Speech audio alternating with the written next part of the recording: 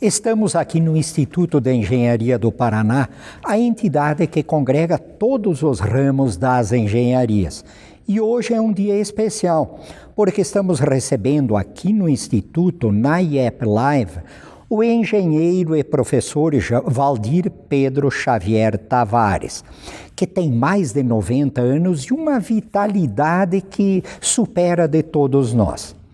E o engenheiro Valdir trabalhou em diferentes áreas, tanto do ensino na Universidade Federal do Paraná, quanto nas engenharias, na comunicação, nas telecomunicações, portos, aeroportos, habitação, na modernização do Porto de Paranaguá e, inclusive, inventou um aparelho que ele construiu, que é utilizado pela NASA.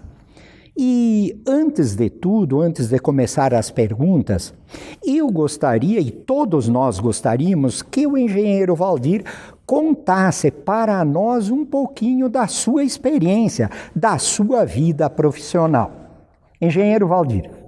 Pois não, é um prazer eu estar aqui no Instituto de Engenharia, minha casa, para uma entrevista desse porte, contando um pouco da minha história profissional. Eu vou tentar rebuscar na minha velha memória alguns assuntos importantes para que os engenheiros do Paraná conheçam. Eu não comecei a minha vida na engenharia. Eu comecei a minha vida na aviação. Eu fiz na época da guerra, 1944, eu fiz um concurso para a Escola de Aeronáutica no Campo dos Afonsos, no Rio de Janeiro, porque de qualquer maneira eu ia ser convocado para a guerra. E eu resolvi que eu deveria ir para a Escola de Aeronáutica. E fui lá, fiz um vestibular, passei e me tornei um cadete de aviação. E eu tirei o meu brevet de piloto de caça da Força Aérea e não concluí a Escola de Aeronáutica, porque problemas pessoais e problemas de família. O meu pai era um coronel que tinha chefiado a escolta de cavalaria que levou na Revolução de 30 o presidente Getúlio Vargas ao poder. E eram muito amigos. Mas, como a política é terrível nesse país, e nós estávamos na guerra, e os submarinos alemães estavam afundando os navios brasileiros que transportavam os alimentos para a guerra. Então tinham uma esquadra enorme de navios de transporte e navios de guerra que cruzavam o Oceano Atlântico para levar, na época, os suprimentos para a guerra. E os navios, os submarinos alemães que estavam baseados em Mar del Plata, aqui na Argentina, eles subiam a costa e bombardeavam os navios brasileiros. Esses navios brasileiros afundaram. Naquela época, que eu me lembro, tinham afundado 17 navios brasileiros. E muitos brasileiros tinham morrido. E o Getúlio Vargas, o presidente, não se importava com isso. E o povo brasileiro estava nas ruas pedindo que ele declarasse guerra contra a Alemanha, pois, afinal de contas, era uma agressão que estava uma agressão estrangeira forte ao país. E o meu pai, como um coronel de guerra, ele, no círculo militar, se indispôs contra o Getúlio Vargas e o Getúlio Vargas mandou prendê-lo. E ele ficou preso 8 meses. E a minha mãe, então, me pediu que eu telefonou para o Rio de Janeiro que eu voltasse para cá para ver a família, porque o Manuel Ribas tinha cortado o salário da minha mãe, que era professora primária, e eu dei ao meu pai também. Então, eles estavam sem nada. E eu vim aqui, como eu sou o filho mais velho, para assumir que tive que sair da Escola de Aeronáutica. Bom, quando eu saí e fui para minha casa, para vir do Rio de Janeiro para cá, não tinha estrada de rodagem, só de ferro. Então eu levava 3 dias para vir de lá para cá, porque tinha que pousar no trem. Então era muito sacrificante vir de trem até chegar em Curitiba. E eu, de manhã cedo, o soldado levanta cedo, né? Levantei cedo, apertou a campainha, os cachorros começaram a latir e, de repente, eu abri a porta, tinha um sargento do Exército com uma metralhadora perguntando: quem é Valdir Tavares? Sou eu. O senhor está preso. Também? Aí, meu pai já estava preso e eu também. Então a minha família ficou assustadíssima com isso. Me levaram para o 15 BC, que era aqui na Praça Rui Barbosa, para a Força Expedicionária Brasileira, como convocado para a Força Expedicionária Brasileira. Então eu entrei na Força Expedicionária Brasileira e o coronel comandante ficou assim meio preocupado porque eu não poderia ir como soldado, porque eu tinha sido cadete e não podia ser rebaixado. Então eu tinha que fazer um curso de sargento ou então fazer um curso de oficial. Aí o comandante descobriu que tinha uma vaga no CPUR aqui de Curitiba, que era 3 anos na época, porque o CPUR era 3 anos porque era época de guerra, então era contínuo o trabalho do CPUR. E aí eu me candidatei à vaga de cavalaria, passei na vaga de cavalaria e mais tarde me transformei num oficial de cavalaria. Bom, como fiquei muito tempo nas forças especiais, treinando para a guerra, o meu batalhão foi dispensado. E como o batalhão foi dispensado, eu falei, bom, agora eu tenho que procurar uma carreira para mim, né? E aí eu fui fazer o vestibular de engenharia. E aí entrou como eu no estava ramo da muito engenharia. bem preparado, eu tirei o 2º lugar de toda a Universidade Federal. Era a universidade particular, a Universidade do Paraná. E era paga a universidade. Então eu ingressei no curso de engenharia e me formei engenheiro em 1953, no Centenário do Paraná. E ainda tive que repetir algumas cadeiras, porque a universidade era paga. Como meu pai e a minha mãe tinham perdido os salários, era muito difícil me manter na escola. Fiz o curso em 5 anos e meio, mas me formei em engenharia. No Exército me formei em primeiro lugar, ganhei a espada de ouro do Exército, porque eu me dediquei bastante. Bom, aí começou a minha carreira de engenheiro. Como Curitiba não tinha firmas de engenharia, tinha só uma ou 2 firmas de engenharia, muito pequenas, aliás, eu fiz um concurso para engenheiro do Estado. Também tirei no concurso primeiro lugar e fui nomeado para a Secretaria de Aviação e Obras Públicas para ingressar no Departamento de Edificações. Meu pai, nessa época, houve aquela 1946, houve a primeira Constituição brasileira após a Revolução de 30, e o meu pai se elegeu deputado estadual. Acontece que, como eu era filho de deputado, todo mundo achava que eu era filhinho do papai. Então me perseguiam de tudo quanto é jeito. E eu, então, tive que mostrar que eu era um engenheiro de mesmo. E aí comecei mandavam cálculos para calcular, orçamentos para eu fazer, e eu fazia isso. Isto mostra, Valdir, que com garra, com vontade, as pessoas vencem. E no ramo da engenharia, você é um vencedor, você tem uma história maravilhosa. Exato.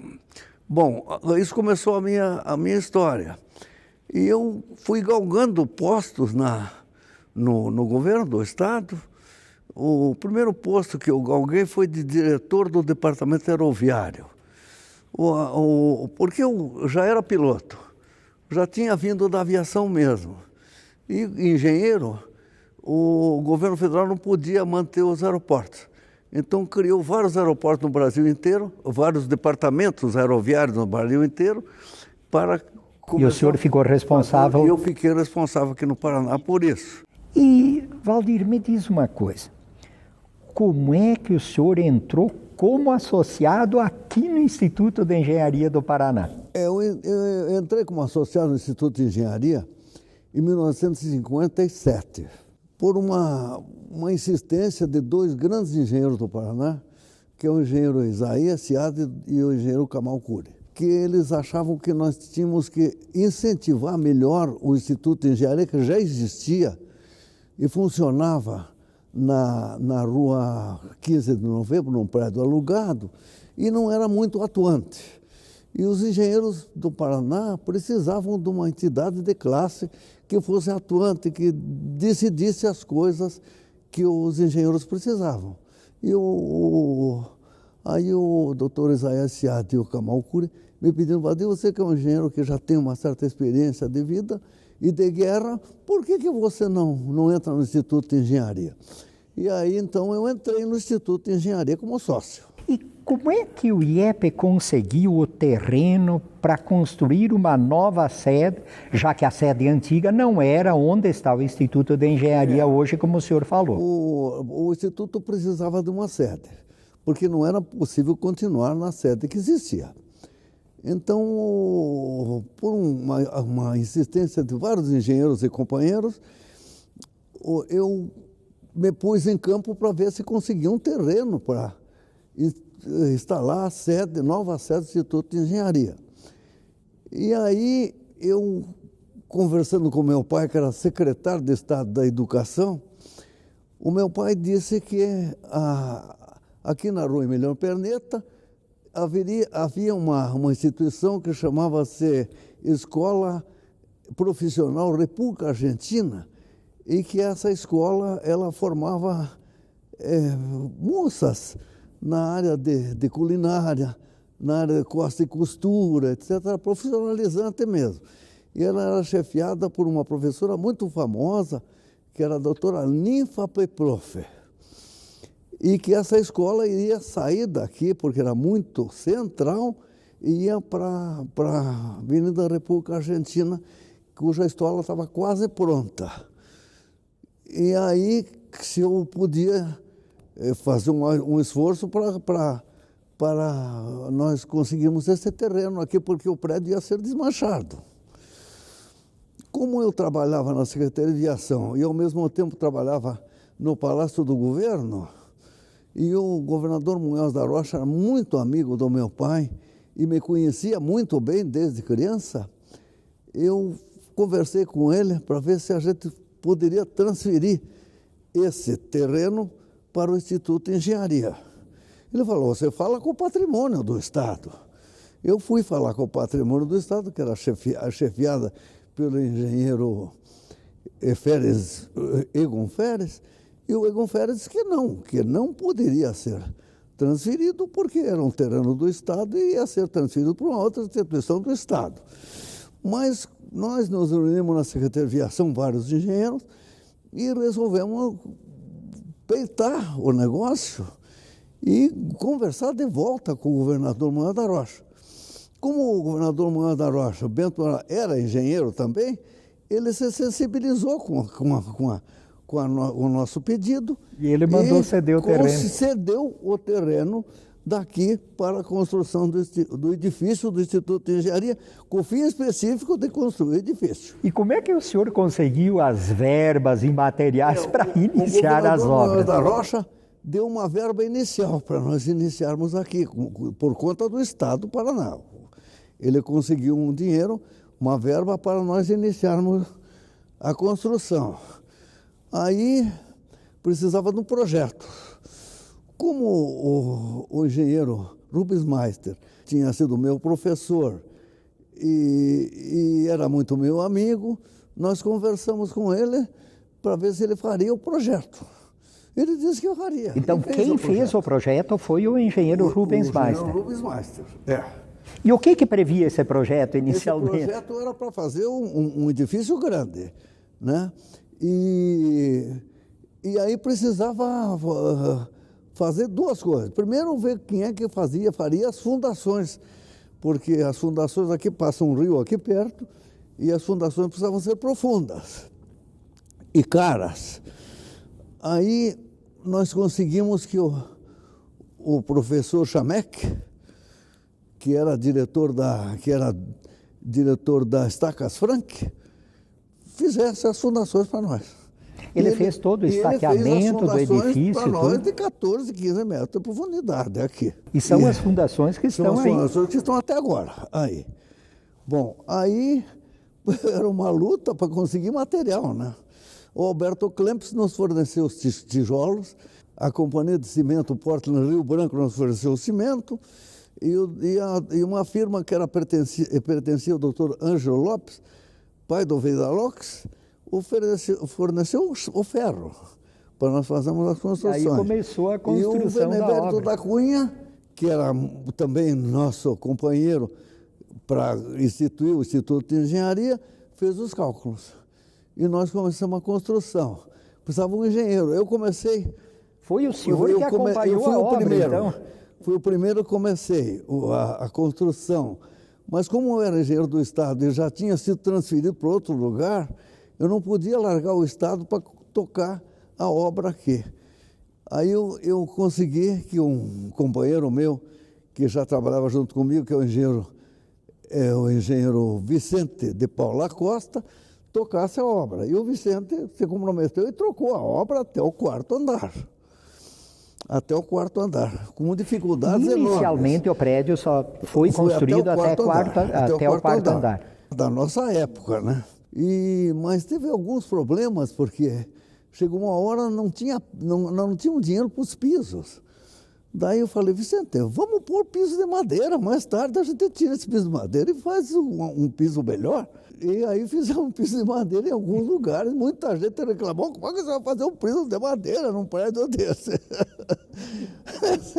Como é que o senhor conseguiu posteriormente aumentar o número de andares deste edifício? Daí não fui eu, né? Outras diretorias do Instituto. O senhor fez só até o quarto andar. E alguns locais com piso de madeira, tudo. E pisos de madeira. Aí depois entrou o João Torinho, o Coronel Torinho, que era professor da universidade e filho do eminente professor Plínio Torinho, e ele também se elegeu deputado federal. E o meu pai já era deputado federal, nós conseguimos verbas parlamentares do meu pai e do Torinho para tocar o prédio para frente. E as verbas parlamentares foram suficientes para os demais andares? Não foram suficientes. Daí as outras empresas que se instalaram, colaboraram, e o prédio foi indo, e é o que é hoje, né?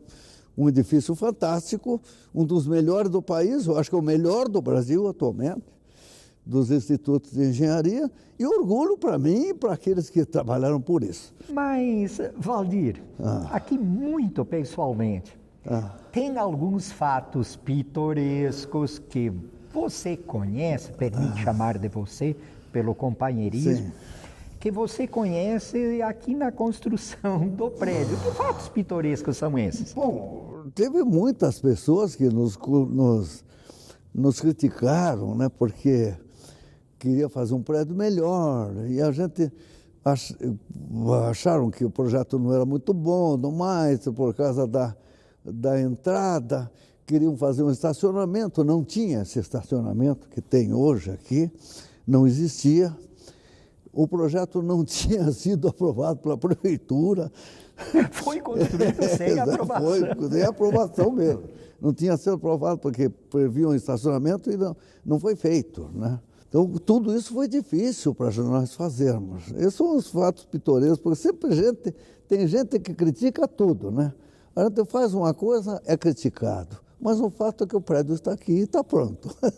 E, na verdade, está servindo ao Instituto de Engenharia do Paraná há muito tempo e que se reúne aqui, debate ideias que são aproveitadas por todas as entidades de uma forma em geral, aqui no estado do Paraná e no Brasil. Valdir, e quem esteve na inauguração do edifício? A inauguração foi um sucesso, né? Porque teve aqui o governador Moeda da Rocha, pessoalmente, teve o presidente do Tribunal de Justiça, que era o Dr. Clotário Macedo Portugal, teve aqui o engenheiro Elato Silva, que estava fazendo o centro cívico, tá certo? Um engenheiro eminente, e teve vários professores, o Dr. Plínio Torinho, que era pai do Torinho, ele ainda estava vivo, e veio aqui na inauguração do prédio. Isso fortaleceu muito o Instituto. Fortaleceu muito, né? E outros engenheiros que estiveram aqui, eminentes, como, por exemplo, o professor Garcês, Moreira Garcês, Sim. que foi prefeito de Curitiba também, eminente prefeito de Curitiba, construiu o prédio com Moreira Garcês. Exatamente. Professor de Portos da universidade, esteve aqui. Esteve o professor Parigot de Souza, que era jovem ainda, esteve aqui conosco. Como é que os engenheiros reagiram, os engenheiros associados do IEP reagiram com a nova sede aqui do Instituto? O que acontece é o seguinte, os engenheiros quase todos eram do serviço público na época. Então nós íamos fazer umas associações, resolvemos não fazer as associações e ingressar no Instituto de Engenharia. Então cresceu o Instituto de Engenharia e virou protagonista de uma porção de coisas, porque o governo sabia que tinha uma força enorme de engenharia que é para ser consultado. Ou seja, associados com muita capacidade de domínio, de conhecimento nas diferentes áreas da engenharia. O professor Luiz Carlos Torinho, que foi presidente do Instituto de Engenharia, foi diretor do ODR no governo Munhoz da Rocha, e ele projetou o anel rodoviário do estado do Paraná inteiro. E como ele veio para o Instituto de Engenharia, nós tivemos uma ação, vamos dizer, institucional na projeção das demais estradas do Paraná, né? E como é que foi a criação do CREA? Bom, o CREA foi criado dentro do Instituto de Engenharia do Paraná, na sede velha ainda, lá na rua 15 de novembro, há 85 anos atrás. Tanto que o CREA fez agora, essa semana passada, 85 anos de criação, dentro do Instituto de Engenharia do Paraná. Ele foi criado dentro do Instituto, na sede antiga do Instituto. Na sede antiga do Instituto de Engenharia do Paraná. Completou 85 anos este ano. Agora, este ano, completou 85 anos. Ou seja, o CREA é um pouquinho mais novo que o Instituto de Engenharia, exatamente. Que o Instituto de Engenharia. É um pouquinho mais novo, que o Instituto tem 93 anos e o CREA tem 85. E eu sou um pouco mais velho, que eu tenho 92. Mas tem uma larga experiência que orgulha todos nós que pertencemos ao ramo das engenharias e a todos nós paranaenses. É um prazer ver essa experiência que o senhor está transmitindo para todos nós nesta live do IEP. Mas eu gostaria de saber um pouco mais, e nós associados gostaríamos de saber, se naquela época o Instituto de Engenharia também era muito atuante. Antigamente o Instituto de Engenharia não tinha nenhum tipo de atuação. Congregava alguns engenheiros, muito poucos, porque tinha muito poucos engenheiros aqui no Paraná, porque a escola de engenharia, ela era uma escola particular, né? A Universidade do Paraná era a primeira universidade brasileira e ela tinha muitos estudantes de fora. Quase não tinha estudantes de Curitiba, do Paraná, aqui na nossa escola. A maioria dos estudantes eram de fora, né? Então não eram paranaenses, né? E o Instituto não tinha assim uma força de projeção. Sim. Depois que a universidade se federalizou, aí abriram as portas para o resto do povo do Paraná vir aqui. Por que esse pessoal era de fora? Porque tinha que pagar. Eles tinham mais recursos. A nossa população aqui tinha menos não tinha recursos suficientes para que as pessoas ingressassem na universidade. Eu mesmo tive muitas dificuldades para ingressar na universidade. Valdir, carinhosamente chamando sempre, o IEP teve alguma interferência na criação da Copel? Teve. A Copel foi criada no governo Munhoz da Rocha, tá? E o governador Munhoz da Rocha precisava de engenheiros para montar essa Copel, né? Essa companhia de energia. Ele veio buscar a expertise dentro do Instituto. Engenheiros daqui para tocar a Copel. Ou seja, a gente pode dizer que esse processo inicial todo nasceu aqui dentro do Instituto de Engenharia do Paraná, exatamente. Aqui que se discutiu a energia, etc., para que a gente pudesse tocar a coisa para frente. E qual a importância que o senhor vê do Instituto de Engenharia do Paraná? Bom, eu hoje, pela experiência profissional que eu tenho, não só no Brasil, mas no exterior também, eu trabalhei na Unesco em 3 anos e eu percorri o país inteiro, todos os estados do Brasil, verificando o ensino. Mas lá eu verifiquei também os institutos de engenharia. Não existe nada parecido no Brasil com o Instituto de Engenharia do Paraná, nem parecido. Ou seja, categoricamente, por todo esse seu conhecimento, o Instituto de Engenharia do Paraná é o mais atuante do Brasil. O mais importante no país é o Instituto de Engenharia do Paraná. Isso é um orgulho para todos nós associados do Instituto. E o que o senhor diria para os novos engenheiros que estão se formando, que estão vindo por aí? Eu digo o seguinte, hoje o Instituto de Engenharia é a casa da engenharia do Paraná e do Brasil, não é a casa do Paraná. Porque hoje, com as câmaras técnicas que nós instituímos no Instituto de Engenharia, nós tratamos de todas as áreas e os problemas mais complexos da engenharia, nós tratamos aqui no Instituto de Engenharia, com conferências, com estudos. Temos até pós-graduação para engenheiros, que é uma novidade nos institutos de engenharia, é você ter uma pós-graduação para engenheiro dentro do instituto, porque o instituto não é uma entidade de ensino, mas nós temos uma pós-graduação aqui para engenheiros. Ou seja, com toda essa sua experiência, o senhor diria, até para os governos estaduais, governos municipais, prefeituras, o senhor diria o seguinte, se tiver algum problema que envolva as engenharias, consultem o Instituto, que o Instituto tem expertise para dar soluções a esses problemas. Eu fui secretário de Estado do Planejamento do governo Ney Braga. E como secretário do planejamento, o planejamento é total, né? Você não faz só a engenharia, mas faz um planejamento econômico. Eu tive que me especializar para ser secretário de planejamento. Então eu estudei na Fundação Getúlio Vargas, eu fiz um estágio no Tribunal de Contas da União para saber como é que se controlava o orçamento.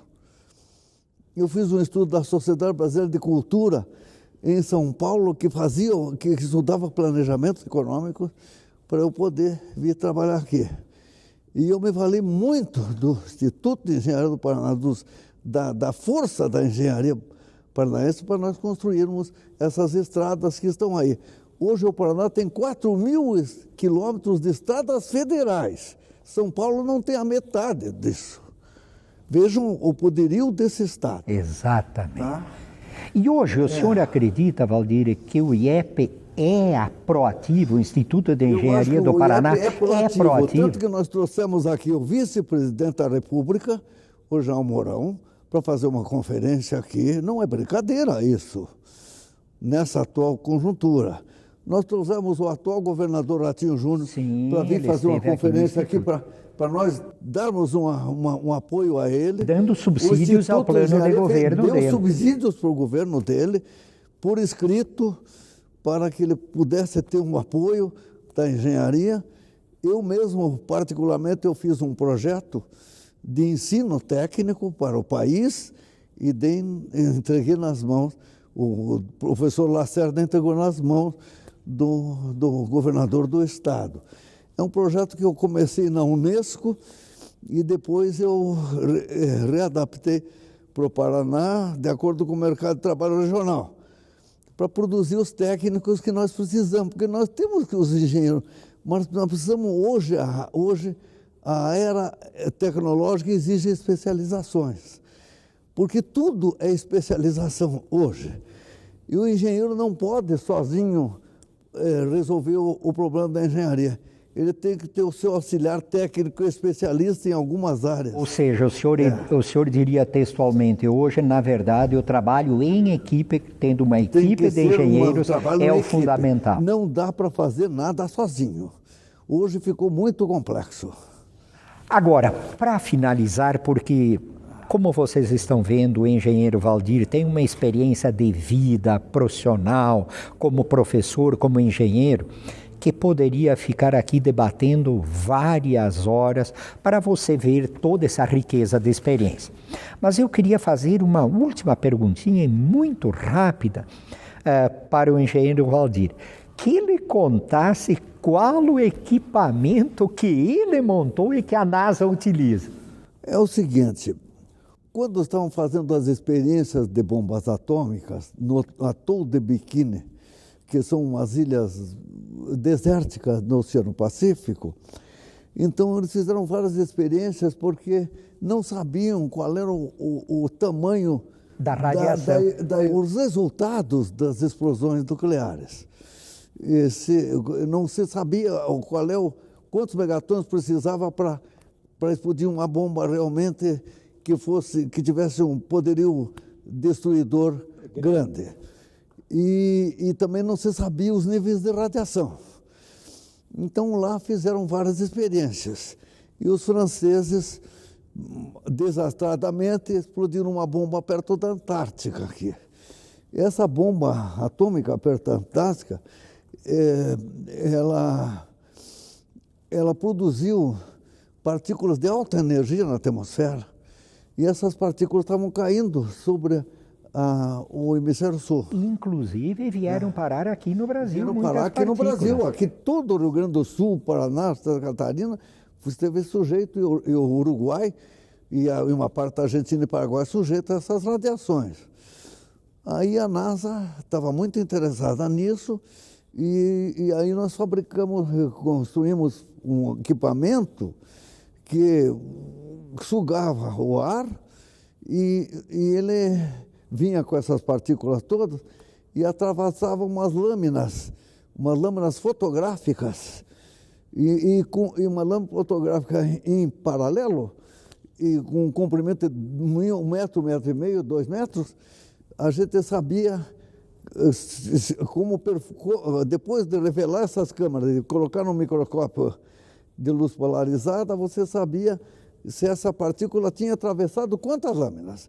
Aí nós podemos calcular a energia dela. A energia, a força da radiação. A força que elas estavam exercendo, os níveis de radiação, etc.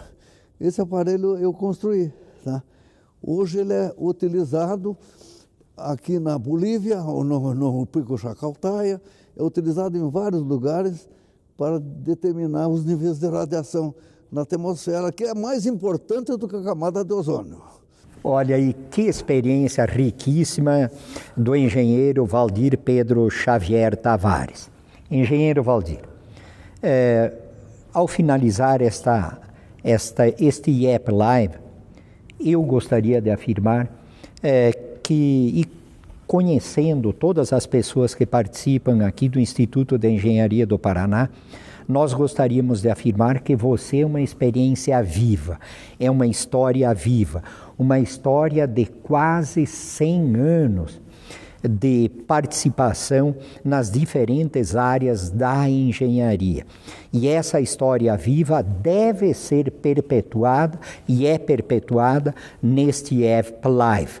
E que nós temos muito prazer de colocar à disposição de você, meu caro associado do IEP. Uma despedida final. Bom, uma despedida eu digo o seguinte, esse país passa por uma situação muito difícil atualmente, mas eu vejo o seguinte, o país é fantástico, mas está faltando um espírito de sacrifício pela pátria. Eu me sacrifiquei pela pátria várias vezes. Eu estive na Europa, eu trabalhei em várias empresas de telecomunicações no mundo inteiro. Eu participei de exercícios de guerra na Europa, quase fui morto no Muro de Berlim, mas eu estou satisfeito porque eu estava fazendo o trabalho pelo meu país. Isso precisa o engenheiro saber o seguinte, primeiro, conhecimento. Conhecimento tem que ser diário, dia e noite estudando, porque não adianta querer saber, pensar que sabe tudo, não sabe, em nenhuma área. Você tem que estudar sempre. Em segundo lugar, tem que pensar no país. Honestidade e decência e ética. Se conseguir isso, nós todos estamos satisfeitos, o Instituto de Engenharia está satisfeito e a engenharia brasileira vai para frente. Ou seja, brasileiro seja mais brasileiro. E você, engenheiro, dos diferentes ramos da engenharia, participe aqui do Instituto de Engenharia do Paraná e você verá a riqueza de experiência que existe dentro deste instituto.